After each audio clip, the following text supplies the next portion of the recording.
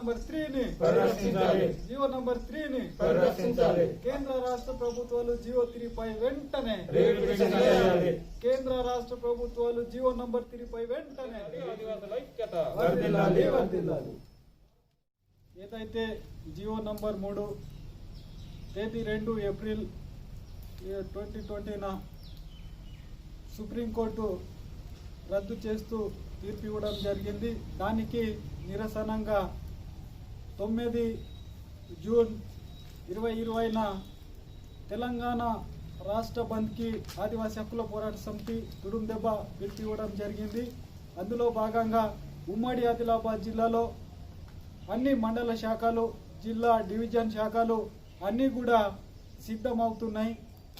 GO number 3ని కేంద్ర రాష్ట్ర ప్రభుత్వాలు వెంటనే రిపిటిషన్ వేసి ఆదివాసుల మనుగడని కాపాడాలనేసి ఈరోజు ఆదివాసీ సమాజం పెద్ద మొత్తంలో ప్రశ్నించబోతున్నది. కాబట్టి మేము ఆదివాసీ హక్కుల పోరాట సమితి తుడుం దెబ్బ నుంచి విజ్ఞప్తి చేస్తున్నాం. అన్ని సముదాయాలు ఏవైతే ఉన్నాయో వాణిజ్య సముదాయాలు కానీ, చిన్న వ్యాపారాలు కానీ అందరి కూడా ఈ బంద్కి సహకరించి విజయవంతం చేయాల్సిందిగా కోరుతున్నాం. అదేవిధంగా జీవో నంబర్ 3ని కూడా పరిరక్షించాలి, రిపిటిషన్ వెంటనే ప్రభుత్వం వేయాలనేసి మేము డిమాండ్ చేస్తూ 9 నాడు బంద్ ఇవ్వడం జరిగింది. ఆ రోజు ఏవైతే ఉమ్మడి ఆంధ్రప్రదేశ్ ఉన్నప్పుడు అప్పటి ప్రభుత్వాలు జీవో నంబర్ 3 తీసుకురావడం జరిగింది.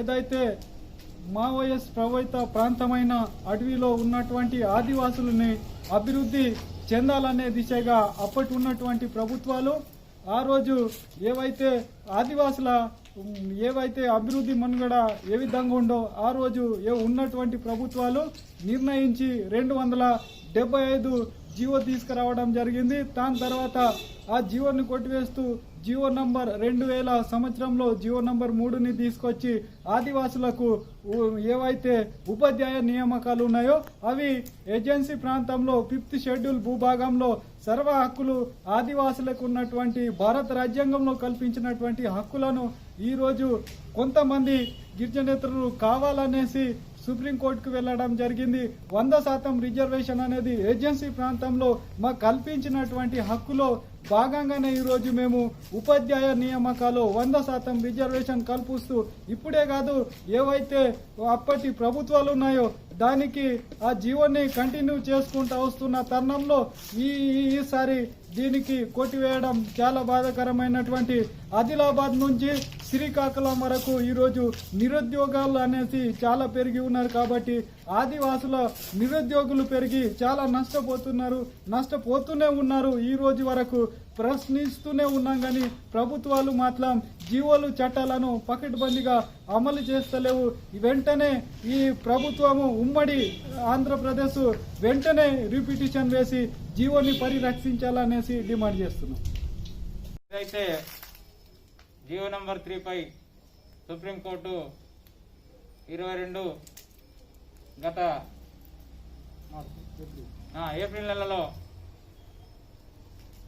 ఏదైతే ఆదివాసులకు 100% ఉద్యోగాలు ఉన్నాయో దానికి రద్దు చేసి 50% మాత్రమే కేటాయిస్తూ ఆ జీవో నంబర్ 3ని రద్దు చేయడం జరిగింది. కాబట్టి ప్రతి ఒక్క ఆదివాసి దీనికి మేము అనేక సంఘాల ద్వారా మేము ఖండిస్తున్నాం. ఎందుకంటే జీవో నంబర్ 3 అనేది మా గుండెకాయ లాంటిది. ఏజెన్సీ ప్రాంతంలో మాకు అనేక హక్కులు ఉన్నాయి. జంగల్ జమీన్ పైన ఏదైతే హక్కులు ఉందో అదే జీవో నంబర్ 3 పై కూడా మన అనేక హక్కులు దానిపైనే ఆధారపడి ఉన్నాయి. ఎందుకంటే జీవో నంబర్ 3 ఒకవేళ పోతే మన ఆదివాసులో మనుగడే ఉండదని చాలా మంది మేము డిమాండ్ చేస్తూ, అదేవిధంగా తప్పకుండా రాష్ట్ర ప్రభుత్వం, కేంద్ర ప్రభుత్వం వెంటనే సుప్రీంకోర్టులో రివ్యూ పిటిషన్ వేయాలని మేము విద్యార్థి సంఘంగా మేము డిమాండ్ చేస్తున్నాం.